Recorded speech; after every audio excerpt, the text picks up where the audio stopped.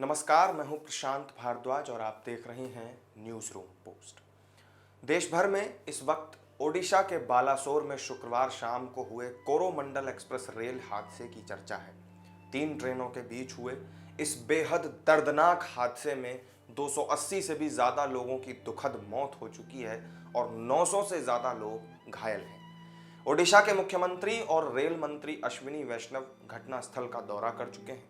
PM Modi भी समीक्षा बैठक कर चुके हैं और खबर है कि वो हादसे वाली जगह पहुंचेंगे और घायलों से मिलकर उनका हालचाल भी जानेंगे। बालासोर ट्रेन एक्सीडेंट में मालगाड़ी के टकराने के बाद कोरोमंडल एक्सप्रेस ट्रेन के तकरीबन 10 से 12 डिब्बे पटरी से उतर गए। इस रेल हादसे ने एक बार फिर से उस ट्रेन एक्सीडेंट की यादों को ताजा कर दिया जब ट्रेन की 7 बोगियां पुल तोड़कर नदी में समा गई थी। जी हां, चाहकर भी उस हादसे को हम भूल नहीं पाते। भारतीय रेल के 170 साल पुराने इतिहास में ये रेल हादसा एक बड़े काले धब्बे की तरह है जिसे चाहकर भी मिटाया नहीं जा सकता। इस वीडियो में बात आज देश के उसी सबसे खौफनाक रेल हादसे की करेंगे। 6 जून 1981 को हुए इस रेल हादसे ने केवल देश ही नहीं बल्कि पूरी दुनिया को झकझोर दिया था। भारतीय रेल के इतिहास में इसे सबसे बड़ा और दुनिया का दूसरा सबसे बड़ा रेल हादसा करार दिया गया। 6 जून 1981 की वो शाम 9 डिब्बों के साथ पैसेंजर ट्रेन 416 डाउन मानसी से सहरसा की तरफ जा रही थी।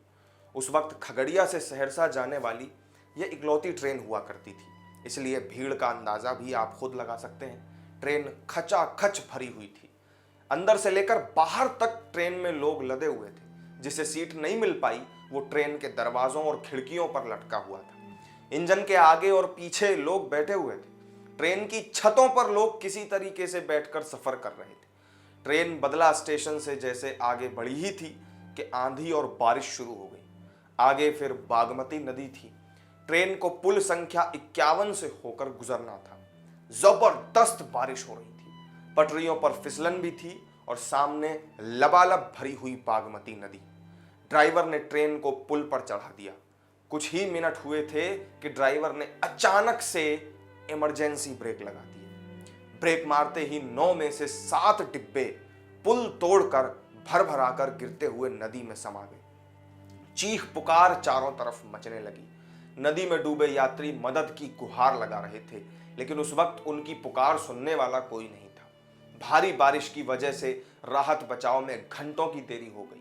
तब तक बहुत कुछ खत्म हो चुका था। सरकारी आंकड़ों के मुताबिक इस हादसे में करीब 300 लोगों की जान चली गई, लेकिन स्थानीय लोगों का कहना है कि मरने वालों की संख्या कम से कम 800 से 1000 थी।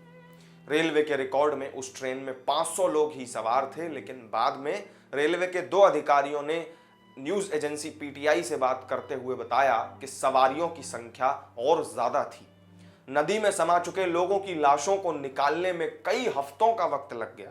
गोताखोर 286 लाशें ही निकाल पाए, कईयों का तो पता ही नहीं चल पाया।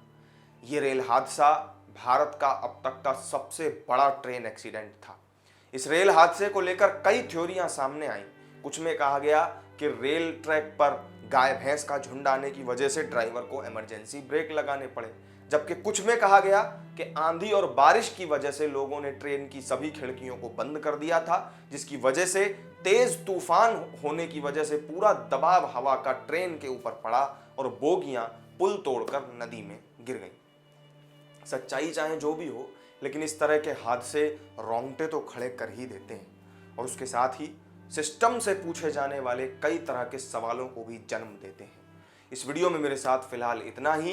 इस खौफनाक रेल हादसे से जुड़ी जानकारी पर आपका क्या कहना है, कमेंट करके हमें ज़रूर बताएं। वीडियो पसंद आई हो तो लाइक और शेयर कर दें और चैनल को सब्सक्राइब करना ना भूलें। फिर मिलेंगे किसी नई वीडियो में नई जानकारी के साथ। तब तक के लिए दीजिए इजाज़त। नमस्कार।